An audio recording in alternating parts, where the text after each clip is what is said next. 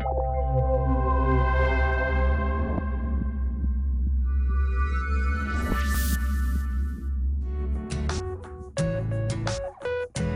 and welcome to Perth City Talks. I'm Nadia Hunter and today we are here for the WA State of Innovation Summit on Manufacturing to find out whether Perth will be leading the nation in manufacturing, automation and 3D printing.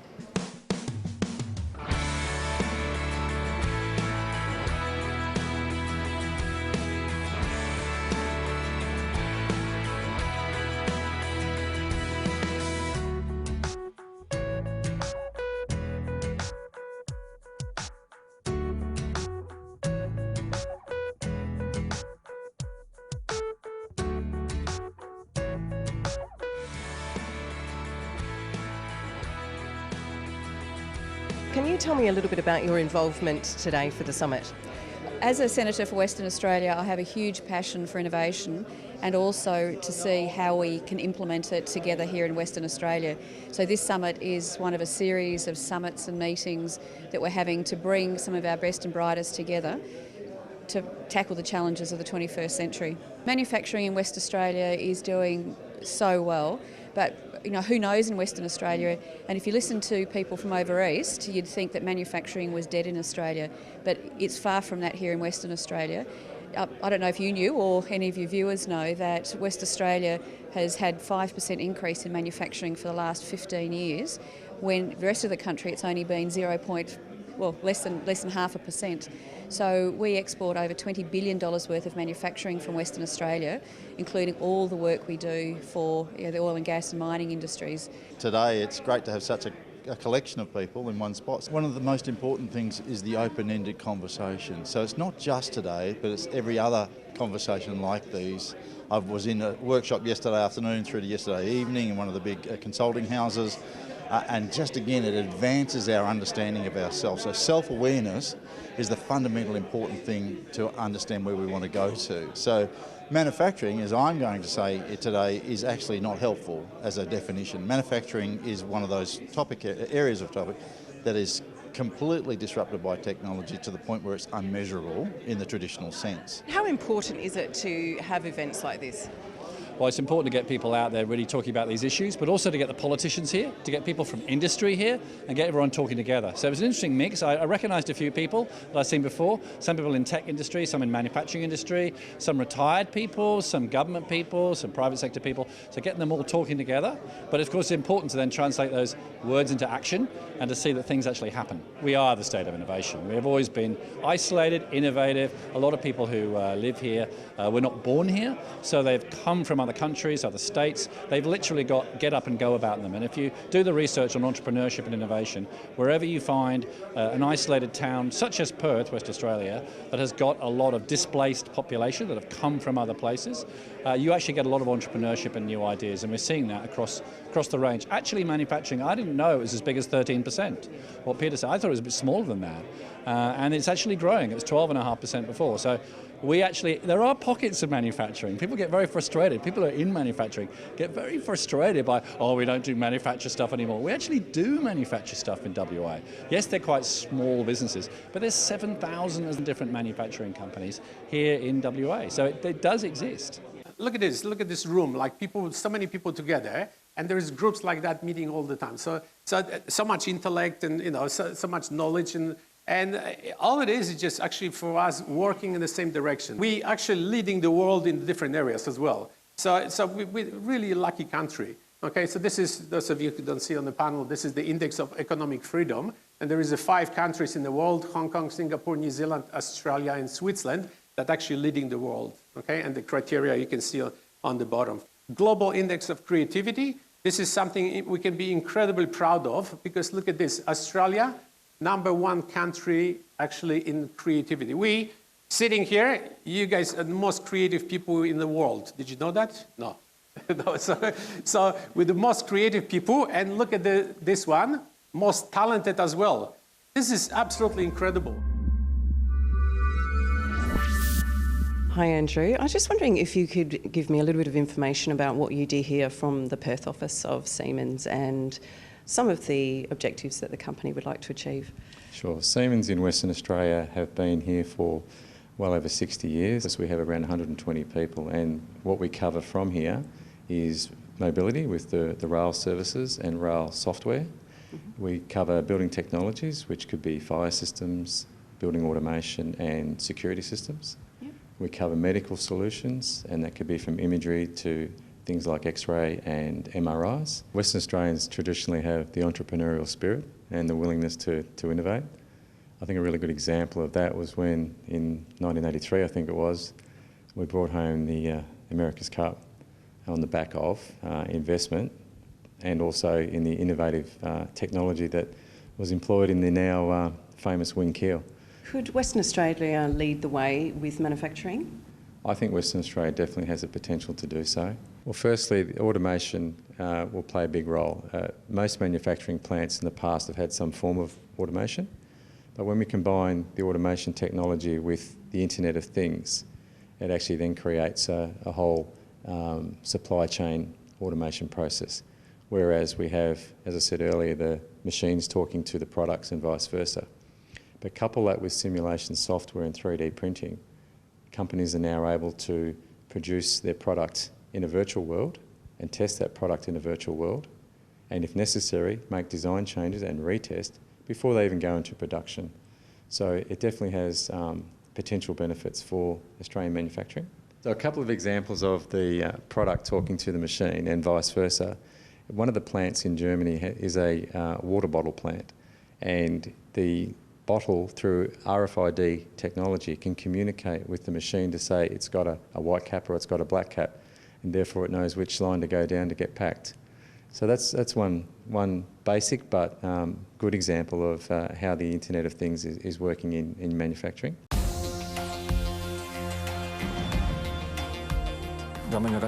We had a very clear growth target, meaning that we wanted a machine that could quickly be retooled and would be capable of producing all varieties in large enough quantities for us to offer them to a mass market.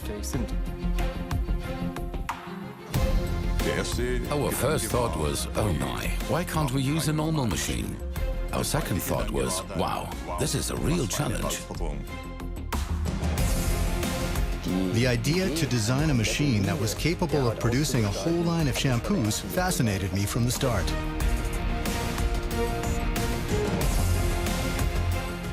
Simulation means I know it'll work. Construction plans mean I think it'll work. There's a huge difference. In the past, we used 5 machines to produce 5 different products. Today, we use one machine to run 5 different formats.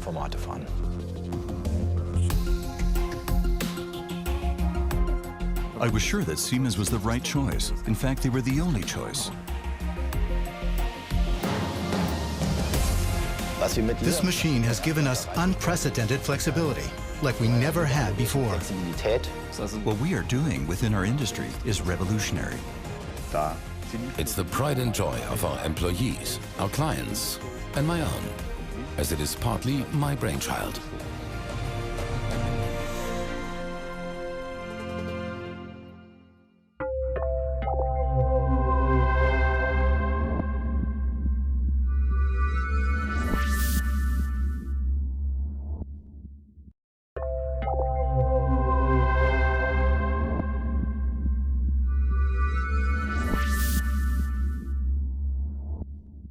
I bought into North Star Cruises in 2003, and then my partner and I came up with a design for the new 50-metre True North, which boasts a draft of only 2.2 metres and gets us into some pretty amazing spots. So North Star facts are we own a 50-metre vessel that carries 36 guests with an EC-130 helicopter on board full-time. We've got 6 6-metre tenders, now a 30-year-old business. We're the most awarded cruise company in Australia. And True North was built by Image in 2005. Now I just want to touch on the actual Australia as a destination, which is what Linda was talking about.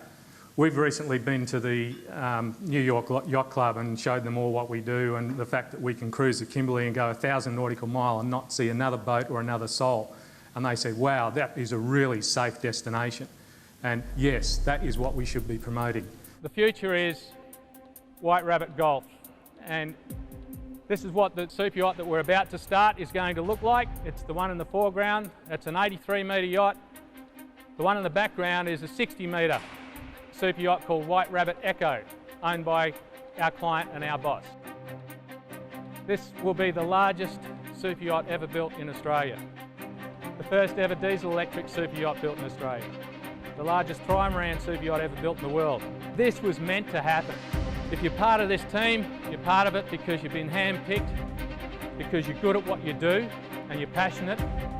In my mind, the experiences that we've all gathered over the last 30 years is what's going to pave the way for the success of these builds, no doubt. Thank you.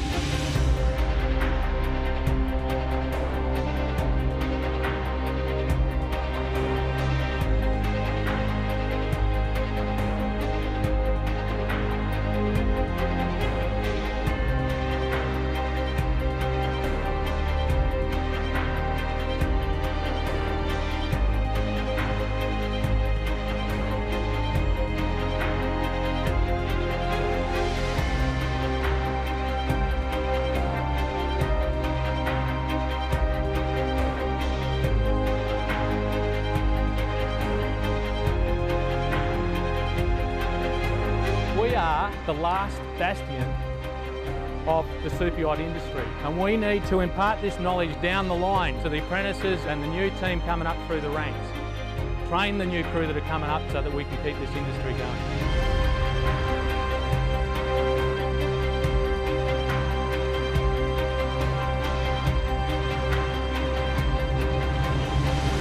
All of these opportunities will employ hundreds of people, and possibly in the thousands, depending on how many we can get over the line.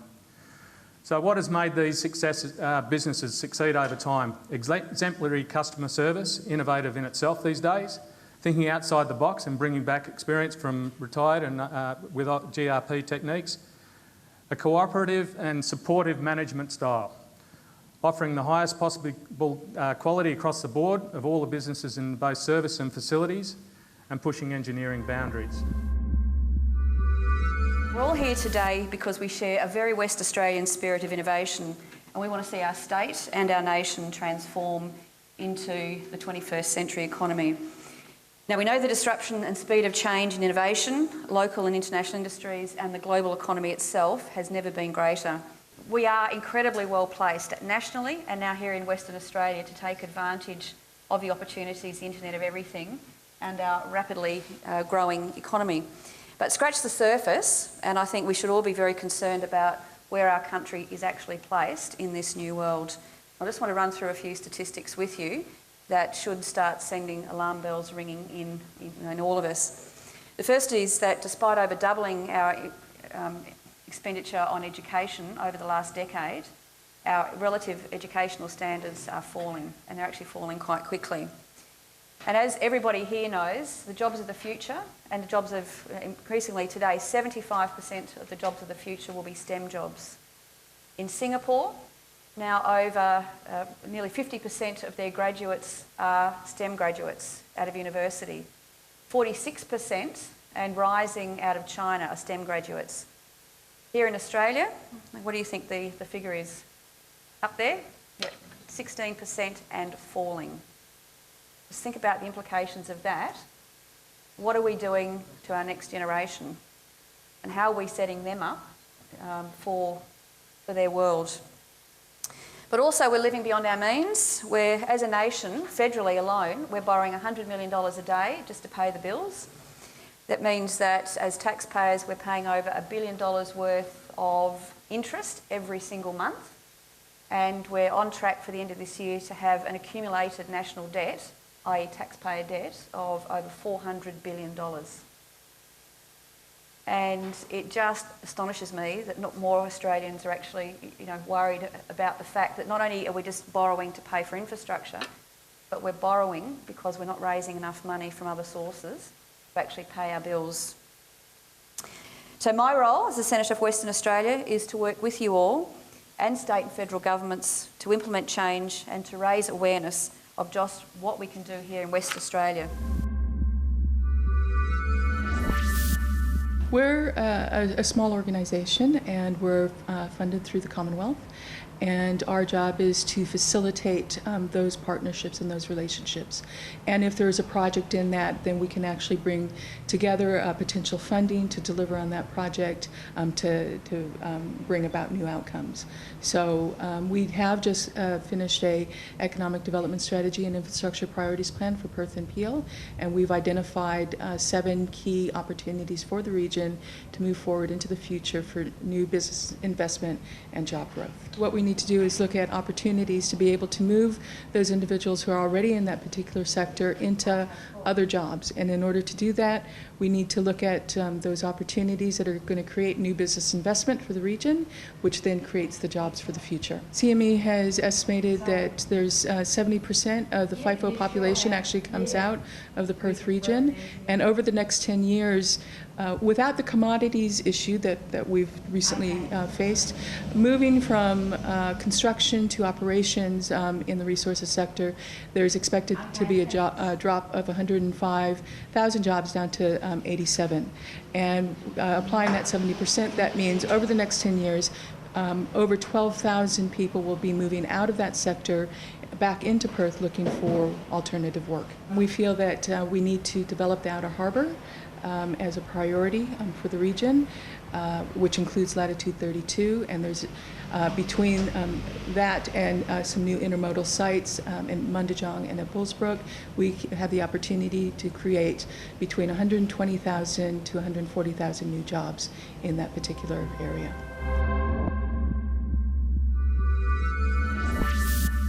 We have a vision for Western Australia in the next 15 years. We see it being a world-leading place to live and do business, and I actually think that the outlook is very good. It's very positive. So, as I said during the forum, with the right policy settings going forward, the world's our oyster. And if government were to invest in manufacturing and innovation, where would that money best be placed? Chamber's perspective, and we've done a survey of business expectations on this, we have found that we don't believe that direct grants to businesses is the appropriate response. We find that it doesn't drive the level of innovation and effectiveness that we need to come out of the industry.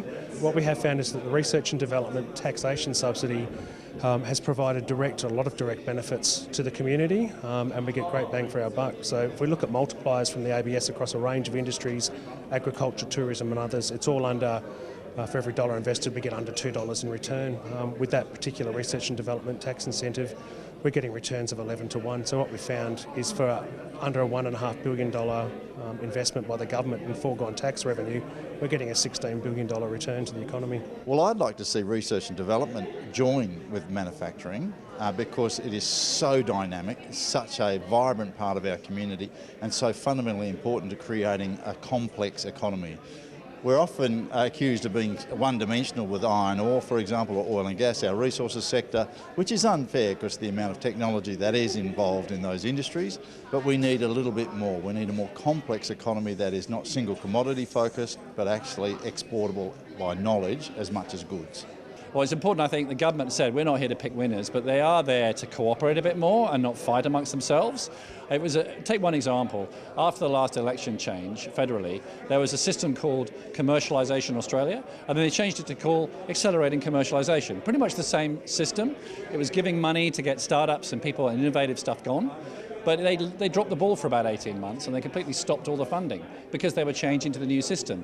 They just changed the words around with less money, and it was so frustrating to the people who are actually going through the process trying to get the money and trying to get their innovative ideas off the ground. So things like that just cannot happen. It's really annoying to those people who are doing it. It's quite prosaic, when it started. It actually, the first one, very first in the history, actually started as a business meeting. We actually, with Adam, we were thinking about starting a business in the smart grid area. And so we thought, instead of running around the town and trying to find out who is who, so we created a meeting and invited everybody that was at ECU, at Edith Cowan University. And it turned out to be really good. Out of that, we decided, no, we're not going to do the business, but then find out that people were asking us, oh, when is the next meeting? It was really good, really enjoy it. And yeah, so we just organized next one, and then it just took over. The future is very bright, but with the transition in the mining industry and the oil and gas industry, we need to find new markets for our manufacturers, and that means we've got to innovate. Well, it seems after today's summit, Innovate Australia are well on their way to putting West Australia on the map as a state of innovation. I'm Nadia Hunter. See you next time.